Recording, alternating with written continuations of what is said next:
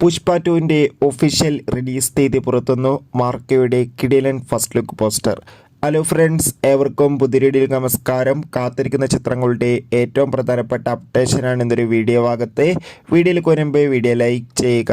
ആദ്യമായി അറിയിക്കാൻ പോകുന്നത് വിജയ് മേനോൻ, ആസിഫ് അലി എന്നൊക്കെ പ്രധാന കഥാപാത്രങ്ങളായ ചിത്രമായിരുന്നു തലൈവൻ. ചിത്രത്തിന് അതിഗംഭീരമായ അഭിപ്രായം തന്നെ സ്വന്തമാക്കാൻ വേണ്ടി സാധിച്ചിട്ടുണ്ട്. ഏവരുമേറെ ആകാംക്ഷയോടെയാണ് തലൈവൻ എന്ന ചിത്രത്തിൻ്റെ OTT അപ്ഡേഷൻ അറിയാൻ വേണ്ടി കാത്തിരിക്കുന്നത്. ചിത്രത്തിൻ്റെ OTT അവകാശങ്ങളൊക്കെ ഇപ്പോൾ വിറ്റുപോയിരിക്കുകയാണ്. സോണി ലീവ് എന്ന OTT പ്ലാറ്റ്ഫോം ചിത്രത്തിൻ്റെ OTT അവകാശങ്ങളൊക്കെ സ്വന്തമാക്കിയിട്ടുണ്ട്. ചിത്രം അടുത്ത മാസമായിരിക്കും OTT റിലീസ് ചെയ്യുക. അടുത്തതായി അറിയിക്കാൻ പോകുന്നത് ഉണ്ണിമുകുന്ദൻ നായകനായി വരായിക്കുന്ന വമ്പൻ ചിത്രമാണ് മാർക്കോ. ഏവരുമേറെ ആകാംക്ഷയോടെയാണ് ചിത്രത്തിൻ്റെ ഓരോ അപ്ഡേഷനും അറിയാൻ വേണ്ടി കാത്തിരിക്കുന്നത്. ഇപ്പോൾ ഇതാ ചിത്രത്തിൻ്റെ official first look poster release ചെയ്തിരിക്കുകയാണ്.